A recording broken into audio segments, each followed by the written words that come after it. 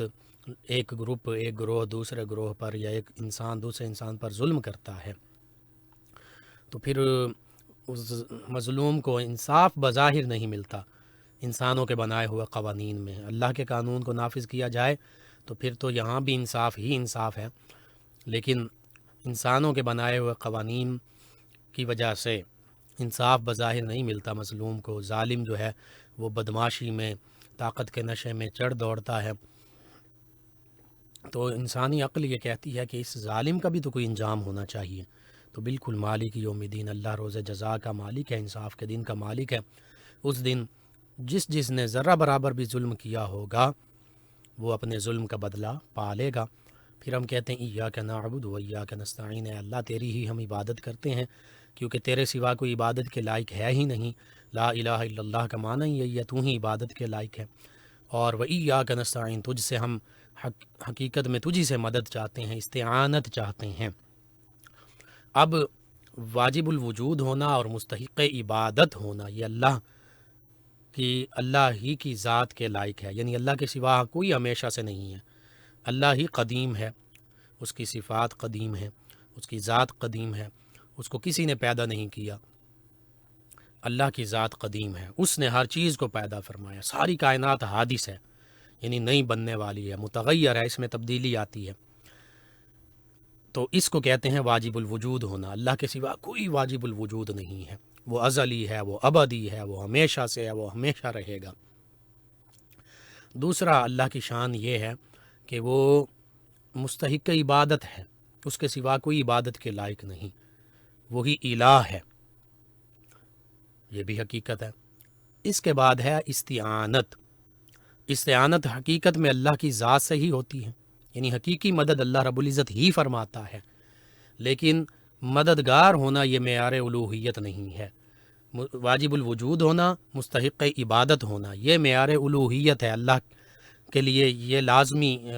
اللہ کی صفات ہیں، اللہ کے سوا کسی میں نہیں پائی جاتی۔ لیکن مددگار ہونا یہ معیار الوہیت نہیں ہے، یعنی اگر کوئی مددگار ہے تو اس کو خدا کہہ دیں گے، یہ ضروری یہ یعنی مددگار ہونا، حقیقی مددگار اللہ کی ذات ہے، لیکن اللہ کے سوا فرشتے بھی مدد کرتے ہیں، انبیاء مرسلین علیہ الصلوۃ والتسلیم بھی مدد کرتے ہیں، جبریل امین بھی مدد کرتے ہیں، ایمان والے ایک دوسرے کی مدد کرتے ہیں۔ وتعاونوا علی البر والتقوی کا حکم ہے، ایک دوسرے کے تقوی اور نیکی کے کام میں مدد کرو۔ ان تنصروا اللہ ینصرکم، اللہ فرماتا تم اللہ کی مدد کرو گے تو اللہ تمہاری مدد کرے گا، یعنی اللہ کے دین کی مدد کرو گے تو تمہاری مدد ہوگی۔ اسی طرح قال الحواریون نحن انصار اللہ، جب عیسیٰ علیہ السلام نے فرمایا تھا کہ میرے ساتھ کون اللہ کے دین کی مدد کرے گا، تو حواریین سیدنا عیسیٰ علیہ السلام کے صحابہ نے یہ کہا تھا ہم اللہ کے مددگار ہیں، انصار اللہ۔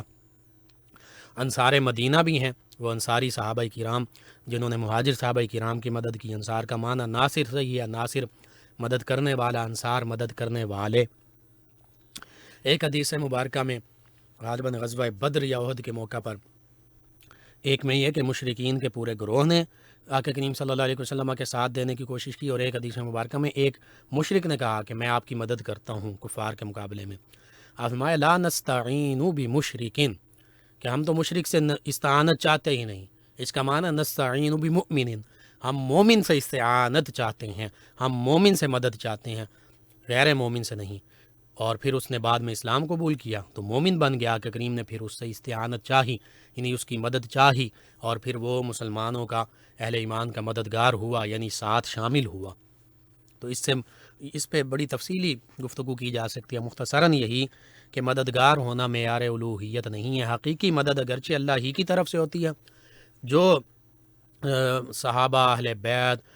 فرشتے، انبیاء کرام، اہل ایمان ایک دوسرے کی مدد کرتے ہیں یا اللہ کے دین کی مدد کرتے ہیں، یہ اللہ کی دی ہوئی اذن اور اللہ کی دی ہوئی طاقتوں سے ہی کرتے ہیں۔ تو یہ مجازی مددگار ہیں، اللہ رب العزت حقیقی مددگار ہے۔ صرف مددگار کو اللہ کہہ دینا یہ ضروری نہیں ہے، ہاں حقیقی مددگار اللہ ہی کی ذات ہے۔ اس کے بعد ہم کہتے ہیں کہ حتیٰ کہ حدیث مبارکہ میں موجود ہے، اگر تم کہیں سفر میں جا رہے ہو، تمہارے سامان یا کوئی تمہیں راستہ کھو گیا تو تم کہو استعینونی بعباد اللہ، کہیں غیثونی کا بھی ذکر موجود ہے، اعینونی کا بھی ذکر موجود ہے کہ میری مدد کرو اے اللہ کے بندو، میرے فریاد کو پہنچو اے اللہ کے بندو۔ تو اسی طرح حدیث مبارکہ میں یہ بھی موجود ہے کہ کسی سے نہ مانگا جائے، اگر مانگنا پڑے تو صرف صالحین سے مانگا جائے، یعنی کوئی سوال کرنا ہے تو صالحین سے کیا جائے۔ اور حدیث مبارکہ میں یہ بھی موجود ہے اللہ کے ایسے بھی بندے ہیں اللہ نے انہیں اپنے مخلوق کی حاجت روائی کا، یعنی ان کی مشکلات، ان کے معاملات پورے ہونے کا ذریعہ بنایا ہے صالحین جو ہوتے ہیں۔ تو یہ بہرحال ایک مختلف موضوع بن جائے گا۔ اولیاء اللہ کا بھی یہی طریقہ، اولیاء اللہ اہل ایمان کی مدد فرماتے ہیں، ان کی مشکلات حل فرماتے ہیں، دینی، دنیاوی، ظاہری، باطنی۔ تو اس کا بھی حدیث مبارکہ میں بڑی تفصیل کے ساتھ ذکر موجود ہے۔ اس کے بعد ہم کہتے ہیں اہدنا الصراط المستقیم، یہ اولیاء اللہ کی شان کا ذکر ہو رہا ہے، یہ اہل ایمان کی شان کا ذکر ہو رہا ہے، چونکہ یہ انبیاء کرام کے نقش قدم پر چلنے والے ہیں، اس کا ذکر ہو رہا ہے۔ اور آج چونکہ ایسے لوگ ہیں جو ایک بند کمرے میں بیٹھ کر معاذ اللہ اولیاء اللہ پر ایسے بہتان تراشیاں کر دیتے ہیں، اور جنہیں علم کی حقیقت میں الف بے کا بھی نہیں پتہ، نہ انہوں نے عربی زبان سیکھی، نہ عربی ادب سیکھا، نہ عربک لینگویج سیکھی، نہ قرآن و سنت کی گہرائی میں پہنچے، نہ اصول تفسیر سیکھا، نہ اصول حدیث سیکھا، نہ اصول فقہ سیکھا، نہ علم الکلام کا انہیں پتہ ہے، کچھ بھی نہیں پتہ، صرف 2 4 5 10 20 100 بھی کتابیں پڑھ لیں، ترجمے ان کے پڑھ لیے، سطحی علم رکھ لیا اور بس لوگوں کو گمراہ کرنا شروع کر دیا۔ تو ایسے لوگ قابل حجت نہیں ہوتے، لیکن چونکہ ہماری یہ نیچر ہے، جو کوئی مخالفانہ انداز میں گفتگو کی جائے، کوئی نئی بات کی جائے امت کے تسلسل اور تواتر سے ہٹ کر، اور ایک یوں سمجھیے بڑے خوبصورت پیکنگ میں کی جائے بات، تو اس کو ہمارے نوجوان بھی، اور تجسس کی حالت میں کی جائے تو اختلافی بات بھی بالخصوص، اس کو ہمارے نوجوان اور امت مسلمہ بڑی دلچسپی سے سنتے ہیں۔ تو اس حوالے سے ہم ہر نماز میں چونکہ دعا مانگتے ہیں اہدنا الصراط المستقیم، کہ اے اللہ ہمیں سیدھے راستے پر ثابت قدم رکھ، ہم تو یہ ترجمہ کرتے ہیں۔ ہاں، جو ابھی سیدھا راستہ جنہوں نے دیکھا نہیں وہ یہ ترجمہ کر سکتے ہیں کہ اے اللہ ہمیں سیدھا راستہ دکھا۔ اہل ایمان کو تو دکھا دیا اللہ نے اسلام کی صورت میں، ایمان کی صورت میں، تو ہم کہتے ہیں ہمیں سیدھے راستے پر چلا، اور چل رہے ہیں تو سیدھے راستے پر ثابت قدمی عطا فرما۔ اب سیدھا راستہ کون سا ہے؟ سیدھا راستہ آقا کریم صلی اللہ علیہ وسلم صراط مستقیم ہے، صحابہ کرام صراط مستقیم ہے، اہل بیت اطہار صاحب صراط مستقیم ہے، تابعین اعظام تابعین اعظام صراط مستقیم ہے، اولیاء اللہ صراط مستقیم ہے، سواد اعظم صراط مستقیم ہے جسے اہل سنہ و جماعہ کہتے ہیں۔ تو جب ہم یہ دعا مانگتے ہیں تو صراط مستقیم سے مراد ان ہستیوں کا راستہ ہے، قرآن و سنت کا راستہ ہے، عقائد کا سیدھا راستہ ہے جس پر تمام انبیاء کرام علیہ السلام چلتے رہے، آقا کریم صلی اللہ علیہ وسلم چلے، اسلام کا راستہ سیدھا راستہ ہے جس پر صحابہ کرام، اہل بیت اطہار، بزرگان دین، اولیاء کاملین، علماء ربانیین چلتے رہے، اور یہی راستہ وہ ہے جس کے بارے میں سنن ترمذی میں ہے ما انا علیہ واصحابی، اللہ کے حبیب صلی اللہ علیہ وسلم نے جو فرمایا، سیدنا انس بن مالک رضی اللہ عنہ سے روایت ہے، آپ فرماتے ہیں آقا کریم صلی اللہ علیہ وسلم نے فرمایا، بے شک میری امت کبھی گمراہی پر جمع نہیں ہوگی، کبھی بھی ضلالت پر، گمراہی پر، بے دینی پر جمع نہیں ہوگی، اور فرمایا جب تم لوگوں میں اختلاف دیکھو تو تم پر لازم ہے کہ سواد اعظم کے ساتھ ہو جاؤ، یعنی مسلمانوں کا جو سب سے بڑا گروہ ہے اس کی پیروی کرو، اس کا ساتھ دو۔ اور سیدنا عبداللہ بن عمر رضی اللہ عنہما سے روایت ہے، نبی کریم صلی اللہ علیہ وسلم نے شاہ فرمایا، بنی اسرائیل میں 72 فرقے ہوئے تھے، وہ 72 فرقوں میں تقسیم ہو گئی، 72 ٹکڑوں میں تقسیم ہو گئی، اور فرمایا میری امت 73 فرقوں میں تقسیم ہو جائے گی، اور فرمایا ان میں سے ایک کے علاوہ سب جہنم میں جائیں گے۔ صحابہ کرام علیہ رضوان نے عرض کیا یا رسول اللہ صلی اللہ علیہ وسلم، فرمایا ناجی ایک ہوگا، نجات پانے والا۔ تو صحابہ کرام نے عرض کی یا رسول اللہ صلی اللہ علیہ وسلم، وہ نجات پانے والا گروہ کون سا ہوگا؟ تو ارشاد فرمایا وہ اس طریقے پر ہوگا جس پر میں اور میرے صحابہ ہیں، ما انا علیہ واصحابی۔ یہ سنن ترمذی کتاب الایمان، یعنی جو بک ہے اس کا نام ہے ایمان، ایمان کا جہاں تذکرہ ہو رہا ہے، اور جو چیپٹر ہے ما جاء فی افتراق، جو چیپٹر کس بات میں آیا؟ افتراق، امت کے گروہوں میں تقسیم ہو جانے کے حوالے سے۔ تو آقا کریم صلی اللہ علیہ وسلم کا فرمان حق ہے، بالکل امت 73 گروہوں میں تقسیم ہوگی لیکن ناجی ایک ہوگا، اور وہ بتا دیا وہ سواد اعظم ہوگا، وہ ہوگا جو آقا کریم صلی اللہ علیہ وسلم کی سنت اور صحابہ کرام جماعت جو ہے، جماعت صحابہ، اس کی سنت پر ہوگا، اس کے طریقے پر ہوگا۔ اور اسی لیے قرآن مجید فرقان حمید میں بھی ایک موقع پر اللہ رب العزت یہ فرماتا واتبع غیر سبیل المؤمنین، کہ جو غیر مسلموں کا، مومنوں کا راستہ نہیں ہے اس پر نہیں چلنا۔ سبیل مؤمنین، مومنوں کا جو راستہ ہے، سواد اعظم کا، اہل ایمان کا، سب سے بڑے گروہ کا، ید اللہ علی الجماعہ کا، اس پر چلنا ہے، اس سے دوسرے راستے پر نہیں ہٹنا۔ اور فرمایا جو دوسرے راستے پر چلے گا نولیہ ما تولی ونصلیہ جہنم، تو وہ ہم اسے پھر اسی راستے پر چلائیں گے اور جہنم میں دھکیل دیں گے، جیسے آقا کریم بھی فرما رہے ہیں اس حدیث مبارکہ میں۔ یہ سنن ابن ماجہ کی حدیث مبارکہ جس میں فرقوں کا ذکر ہے اور جس میں سواد اعظم کا ذکر ہے، اور جس میں فرقوں کا ذکر ہے وہ سنن ترمذی کی حدیث مبارکہ، اور دونوں حدیث مبارکہ بالکل سچ ہیں، حق ہیں۔ بہرحال اس سے یہ پتہ چلتا ہے کہ ہمیں اپنے اسلاف، بزرگان دین، صحابہ کرام، اہل بیت اطہار، نبی رحمت صلی اللہ علیہ وسلم، انہی کے طریقے پر چلنا ہے، انہی کے بتائے ہوئے راستے پر چلنا ہے۔ امت میں جو شروع سے عقیدہ آ رہا ہے اور جو پہلی، دوسری، تیسری صدی ہجری میں صحابہ کرام، اہل بیت اطہار،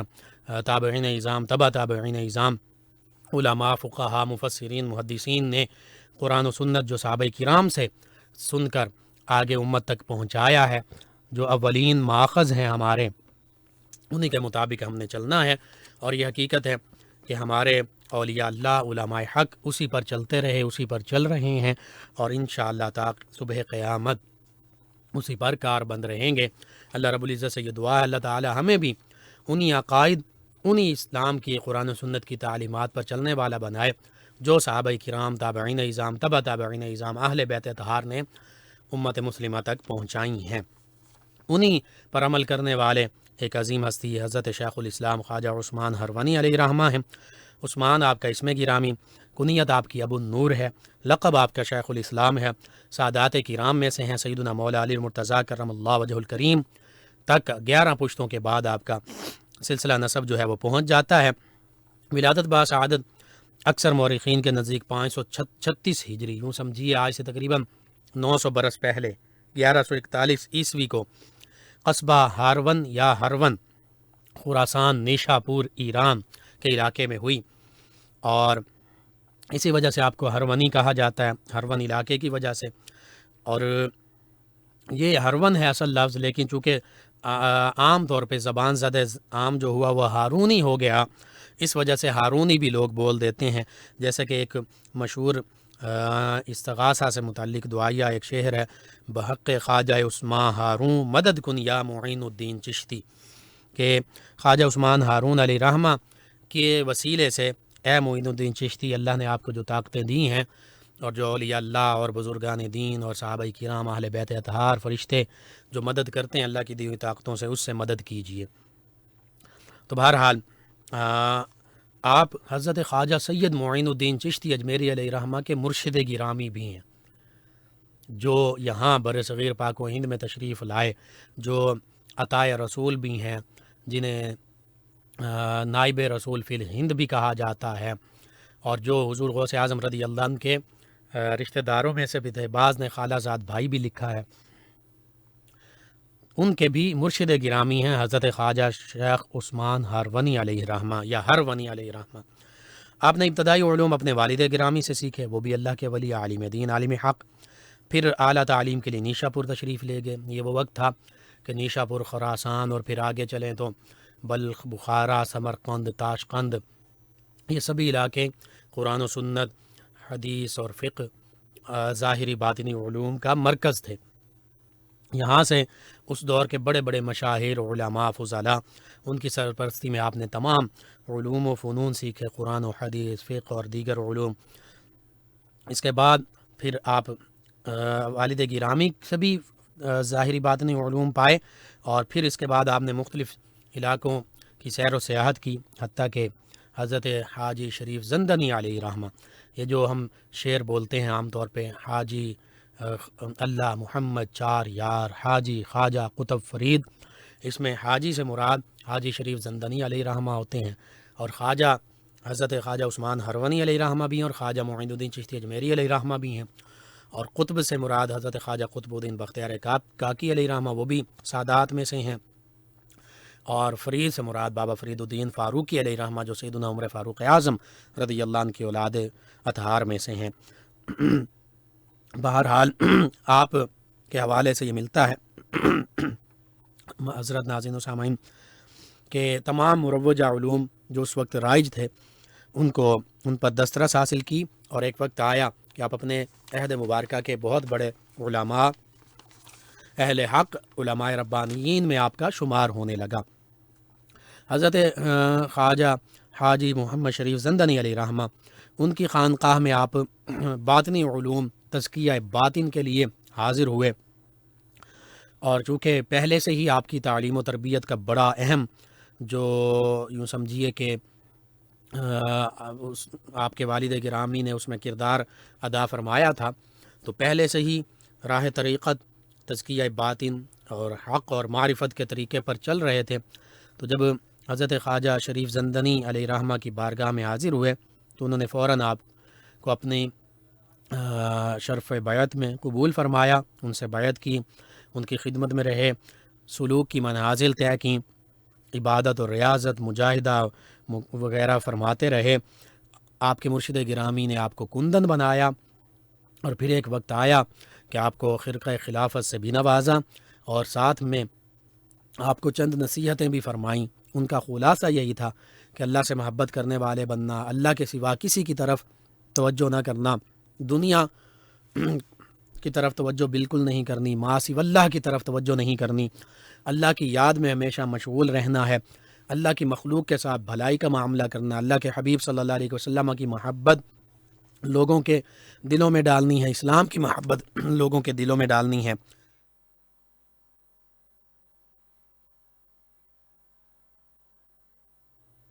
اور اسلام کا پیغام، قرآن و سنت کا پیغام، تزکیہ باطن ویزکیہم، جس کا پیغام قرآن مجید فرقان حمید میں موجود ہے، اس چیز کو امت مسلمہ تک پہنچانا ہے۔ اور یہ حقیقت ہے کہ آپ نے پوری زندگی قرآن و سنت کا پیغام لوگوں تک، تمام انسانوں تک پہنچایا۔ کثیر تعداد میں، کم از کم ہزاروں کی تعداد میں لوگ جو ہیں انہوں نے آپ کے ہاتھ پر اسلام قبول کیا۔ ایک خاص واقعے کا یوں بھی ذکر ملتا ہے، چونکہ آپ ایران نیشا پور کے رہنے والے تھے، مجوسی لوگ اس وقت موجود تھے، اگرچہ اکثریت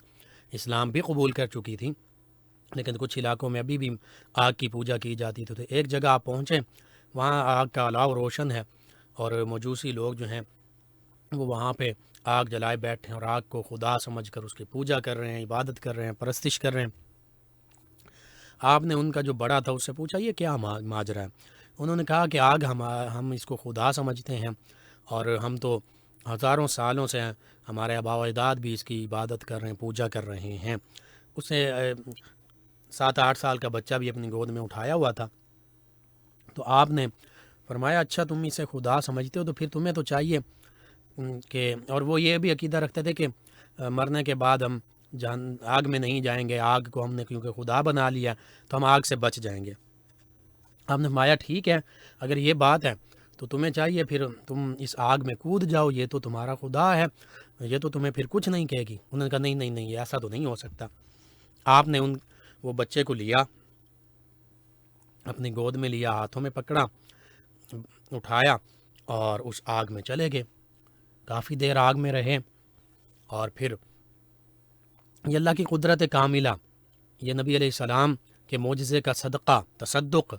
اور اللہ نے آپ کو اس عزت سے نوازا، یہ آپ کا شرف۔ آپ صحیح سلامت خود بھی اور بچے کو لے کر واپس نکل آئے۔ وہ بڑے حیران ہوئے۔ اب مایا یہ اللہ ہی نے آگ پیدا فرمائی ہے، اور جب آپ آگ میں داخل ہوئے تو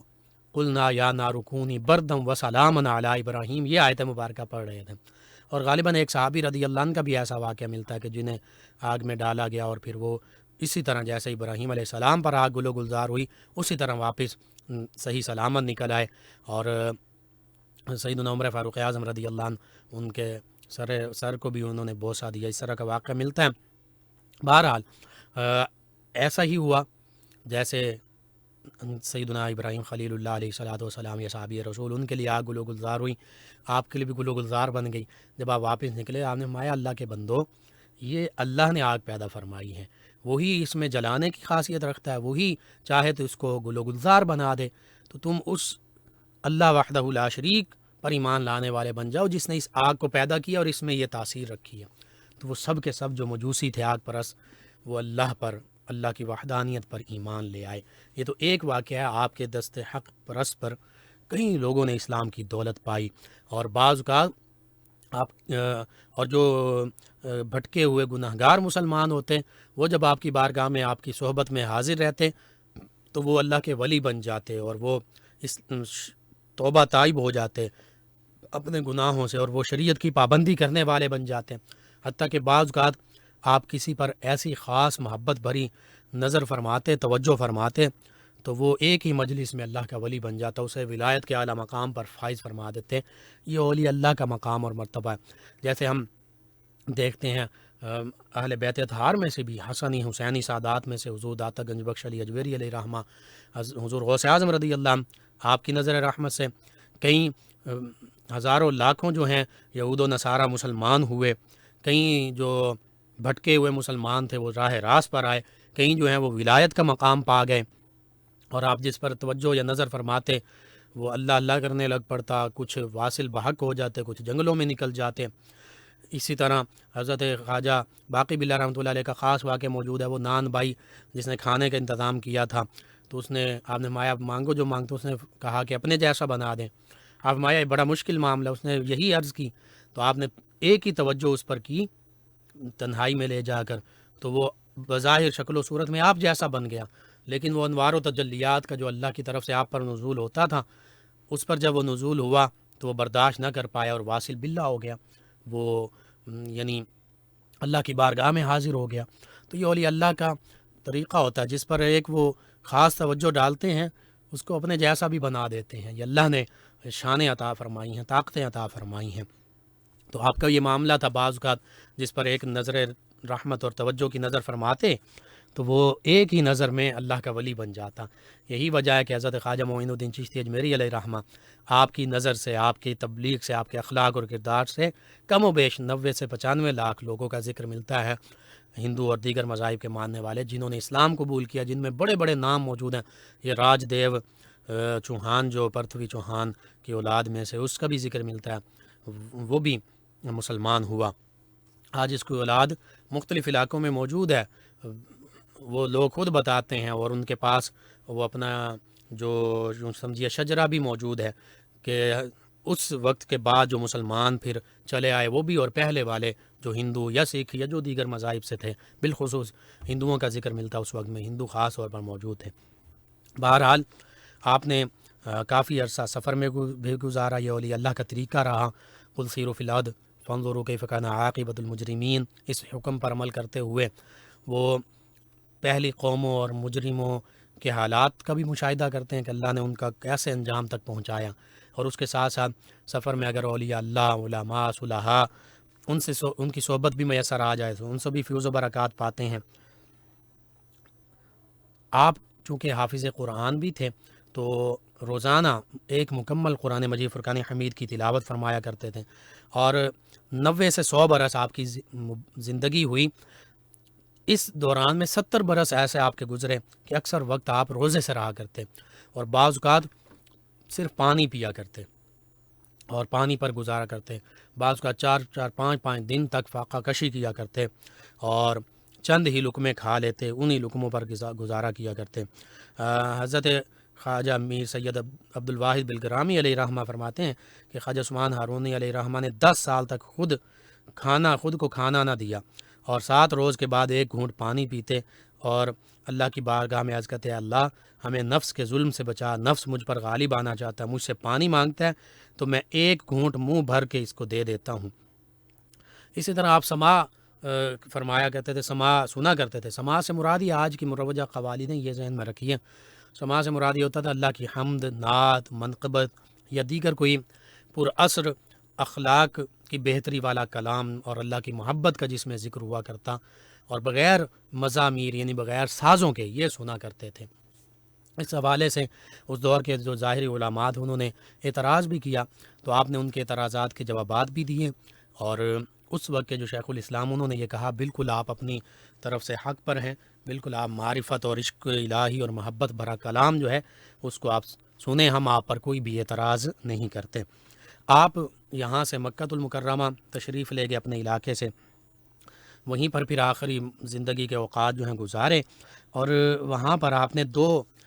خاص دعائیں مانگی تھیں۔ ایک حضرت خواجہ معین الدین چشتی اجمیری علیہ رحمہ کے حوالے سے کہ اللہ انہیں تو ایسا خاص مقام عطا فرما کہ کسی اور کو عطا نہ فرمایا ہو، تو پھر آپ کو یہ القاء کیا گیا کہ انہیں ہند کی ولایت عطا کی جائے گی جو کسی اور کو عطا نہیں کی گئی، یوں ہی ہوا۔ دوسری آپ نے دعا یہ کی کہ مکہ المکرمہ میں میرا وصال ہو اور میری قبر جو ہے یہیں بنے اور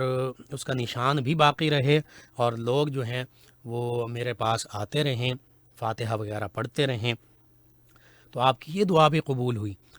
جو شریف مکہ شریف حسین تھا اسی کے محل میں، جو بعد میں اس کا محل بنا اور وہ صدیوں سے جو یہ چلے آ رہی تھی حجاز مقدس کی حکومت، وہیں پر آپ کی تدفین ہوئی، اور آج بھی آپ کی قبر مبارکہ جو موجود ہے وہ لکڑی کے ایک چبوترا سا بھی بنا ہوا ہے اور نشانی بھی موجود ہے اس کی، اور لوگ وہاں جوق در جوق حاضر بھی ہوتے ہیں جنت المعلا کے بالکل قریب۔ تو اللہ رب العزت نے آپ کی یہ دونوں دعائیں جو ہیں یہ قبول فرمائیں۔ بہرحال سراپا کرامت تھے، قرآن و سنت کا فیضان پہنچانے والے تھے، اللہ رب العزت نے آپ کو یہ فیض و برکات عطا فرمائے۔ شوال المکرم میں 617 ہجری 1220 عیسوی میں آپ کا وصال ہوا۔ بس اللہ رب العزت سے دعا ہے اللہ تعالی ہمیں ان تمام بزرگان دین کے فیض و برکات بھی عطا فرمائے، ان کے نقش قدم پر چلنے والا بھی بنائے، اللہ تعالی عالم اسلام کو سربلندیاں عطا فرمائے، آمین۔ جی ناظرین سامعین، آپ سماعت فرما رہے ہیں ویو ایف ایم 96.6 کے لائیو اسٹوڈیو سے۔ پروگرام یاد الہی ہمارے رابطے کا نمبر ہوا کرتا ہے 0334 19 66 966۔ ایک خوبصورت کلام آپ کی سماعتوں کی نظر کرتے ہیں، ہمارے ساتھ رہیے گا۔ موضوعات اور بابرکت شخصیات کے حوالے سے گفتگو سنیے پروگرام یاد الہی میں لقمان رضا کے ساتھ ہر صبح 8 سے 9 بجے آپ کے اپنے پسندیدہ ریڈیو ویو ایف ایم 96.6 پر۔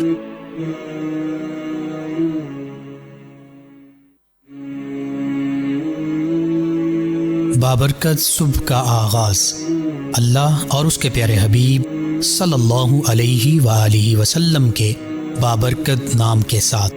مختلف اسلامی موضوعات اور بابرکت شخصیات کے حوالے سے گفتگو سنیے پروگرام یاد الہی میں لقمان رضا کے ساتھ ہر صبح 8 سے 9 بجے آپ کے اپنے پسندیدہ ریڈیو ویو ایف ایم 96.6 پر۔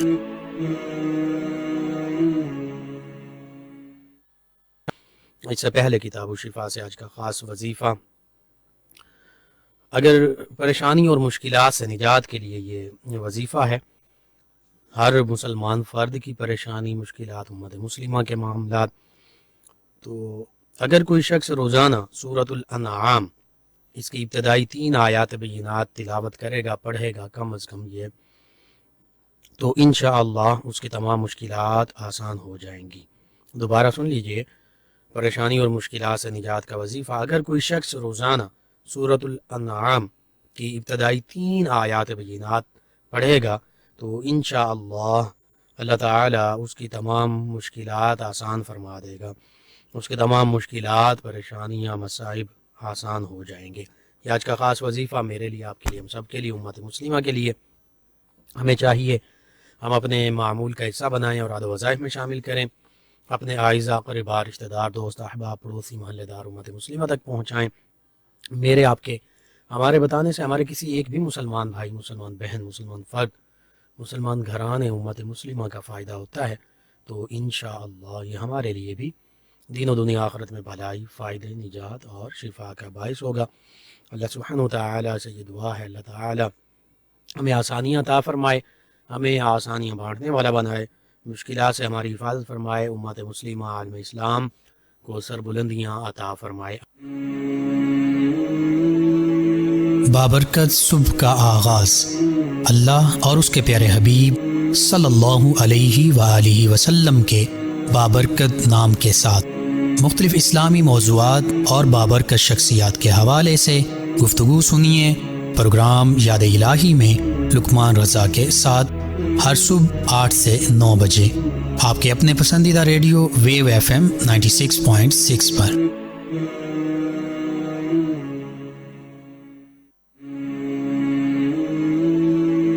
بابرکت صبح کا آغاز اللہ اور اس کے پیارے حبیب صلی اللہ علیہ وآلہ وسلم کے بابرکت نام کے ساتھ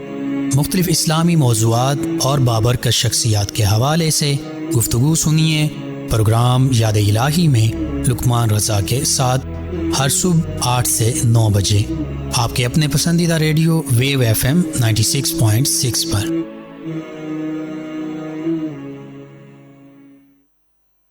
اس سے پہلے کتاب و شفا سے آج کا خاص وظیفہ، اگر پریشانی اور مشکلات سے نجات کے لیے یہ وظیفہ ہے، ہر مسلمان فرد کی پریشانی، مشکلات، امت مسلمہ کے معاملات، تو اگر کوئی شخص روزانہ سورۃ الانعام اس کی ابتدائی 3 آیات بینات تلاوت کرے گا، پڑھے گا کم از کم یہ، تو انشاءاللہ اس کی تمام مشکلات آسان ہو جائیں گی۔ دوبارہ سن لیجئے، پریشانی اور مشکلات سے نجات کا وظیفہ، اگر کوئی شخص روزانہ سورۃ الانعام کی ابتدائی 3 آیات بینات پڑھے گا تو انشاءاللہ اللہ تعالی اس کی تمام مشکلات آسان فرما دے گا، اس کے تمام مشکلات، پریشانیاں، مصائب آسان ہو جائیں گے۔ یہ آج کا خاص وظیفہ میرے لیے، آپ کے لیے، ہم سب کے لیے، امت مسلمہ کے لیے۔ ہمیں چاہیے ہم اپنے معمول کا حصہ بنائیں اور عاد و وظائف میں شامل کریں، اپنے اعزاء، قریبا، رشتہ دار، دوست، احباب، پڑوسی، محلے دار، امت مسلمہ تک پہنچائیں۔ میرے، آپ کے، ہمارے بتانے سے ہمارے کسی ایک بھی مسلمان بھائی، مسلمان بہن، ایک مرتبہ پھر آپ مسلمان گھرانے، امت مسلمہ کا فائدہ ہوتا ہے، تو انشاءاللہ ہمارے لیے بھی دین و دنیا آخرت میں پروگرام یاد الہی۔ ناظرین سامعین، اس دوران ہمیں جوائن کے اشفاق صاحب نے کہتے ہیں کہ بزرگان دین کا بیان سن کر طبیعت ٹھنڈی اور میٹھی ہو جاتی ہے، منہ میٹھا ہو جاتا ہے۔ کہتے ہیں اللہ تعالی ہمیں سیدھے راستے پر ثابت قدمی عطا فرمائے۔ ان کے علاوہ سجاد حیدر صاحب ہیں چک جمرہ سے، کہتے ہیں اس پروگرام کی جتنی بھی تعریف کریں کم ہے، اور کہتے ہیں کہ آپ اصلاح معاشرہ پر بھی پروگرامز وغیرہ کرتے رہتے ہیں، اسی طرح دوبارہ بھی کرتے رہیں۔ جی انشاءاللہ ہم سوشل ایشوز پہ بھی پروگرامز کرتے رہیں گے اور آپ سنتے رہیے۔ حافظ مزمل صاحب ہیں، میاں بیوی کے درمیان جھگڑے ہو جاتا ہے تو وظیفہ یا ودودو پڑھیں دونوں میاں بیوی، بالخصوص جمعرات کے دن 1001 مرتبہ پڑھیں، یا ودودو، یا رعوفو، یا رحیمو، اول آخر تعداد میں درود پاک کے ساتھ۔ پانی پر، کھانے پینے کی چیزوں پر دم کریں، سبھی گھر والے کھائیں، آپس میں محبت الفت قائم ہو جائے گی۔ ایک ہمارے لسنر ہے محمد عمیر صاحب، کہتے ہیں کہ معیار الوہیت مددگار ہونا نہیں ہے، یہ بالکل ٹھیک ہے، تو کیا جو فوت شدگان ہیں ان سے بھی مدد حاصل کی جا سکتی ہے؟ دیکھیے، جب مدد حاصل کرنا قرآن و حدیث میں بالکل اللہ رب العزت نے قرآن پاک میں سورہ تحریم میں فرمایا فَإِنَّ اللَّهَ هُوَ مَوْلَاهُ وَجِبْرِيلُ وَصَالِحُ الْمُؤْمِنِينَ وَالْمَلَائِكَةُ بَعْدَ ذَلِكَ ظَهِيرٌ۔ اللہ فرماتا ہے کہ بے شک وہ اللہ بھی ان کا مددگار ہے، جبریل امین بھی ان کے مددگار ہیں، صالح مومن، اولیاء اللہ، صحابہ کرام، اہل بیت اطہار بھی ان کے مددگار ہیں، والملائکۃ بعد ذلک ظہیر، اور اللہ فرماتا ہے اس کے بعد سارے ملائکہ بھی ان کے مددگار ہیں۔ تو یہاں پہ مطلقاً فرمایا، یہ نہیں فرمایا کہ مومن مر جائیں گے تو پھر مددگار نہیں ہوں گے، یا زندہ ہوں گے تو صرف پھر ہوں گے۔ تو جہاں مطلقاً ارشاد فرما دیا، اس سے مراد ہر حالت میں ہے۔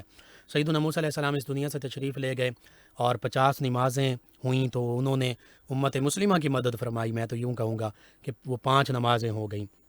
اسی طرح اور بھی واقعات ملتے ہیں، اس پہ انشاءاللہ موقع ملا تو ضرور تفصیل سے بات کریں گے۔ چونکہ یہ معیار الوہیت ہے ہی نہیں تو اس میں یہ کوئی تفریق نہیں ہے کہ فوت شدہ سے مدد مانگی جائے یا زندہ سے مدد مانگی جائے۔ جب اللہ رب العزت نے ساری تفصیل ذکر فرما دی تو اس میں ایسا کوئی معاملہ نہیں ہے۔ ان کے علاوہ ہمیں جوائن کیا، ہمارے ساتھ موجود ہیں، ہمارے لسنر ہیں، یہ کہتے ہیں کہ جوہر آباد سے ہیں، جی اختر صاحب ہیں غالباً، آپ کا شکریہ، آپ نے ہمیں جوائن کیا۔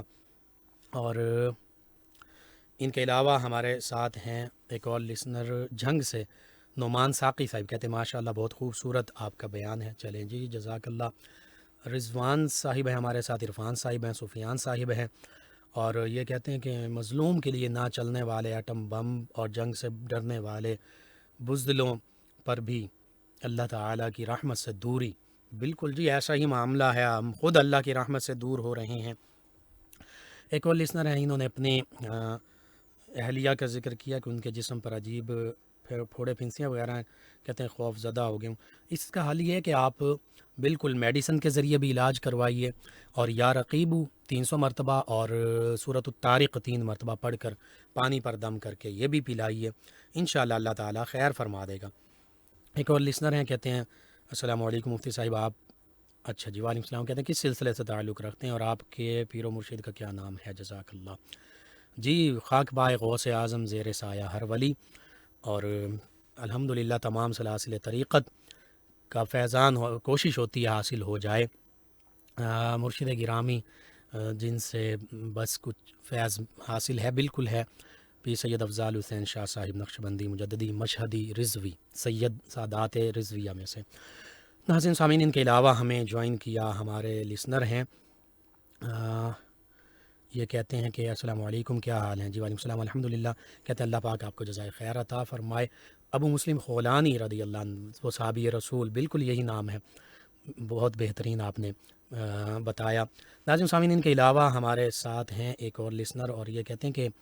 امام ابن کثیر نے یہ فرمایا تفسیر ابن کثیر میں کہ جب حالت جنگ ہو تو منافقین سب سے زیادہ بزدل بن جاتے ہیں، اور جب حالت امن ہو تو وہ سب سے زیادہ باتیں کرتے ہیں. بالکل جی ایسا ہی ہے. اللہ تعالی ہمیں نفاق سے بچائے، اللہ تعالی ہمیں حقیقی ایمان والا بنائے. کوئی لسنر کومل صاحبہ کہتی ہیں انکل آپ کا پروگرام روزانہ سنتی، بہت پیارا پروگرام، اور وظیفہ آپ نے پوچھا ہے یہ یا مسبب الاسباب اور سورہ آل عمران کی آیت مبارکہ 9، اس کو کثرت سے پڑھیں. ایک اور لسنر ہیں، انہوں نے بڑی تفصیل سے کہا آپ کا پروگرام 2 سال سے سن رہا ہوں، آپ کا پروگرام بہت اچھا لگتا ہے، اور آپ کو اللہ نے بہت علم عطا فرمایا، اللہ آپ کو اپنی حفظ و امان میں رکھے. آپ کا پروگرام سن رہا ہوں، اللہ تعالیٰ آپ کو سلامت رکھے. میری دلی خواہش ہے کہ میں آپ سے مل سکوں. چلیں جی میں حاضر ہوں، آپ جب مرضی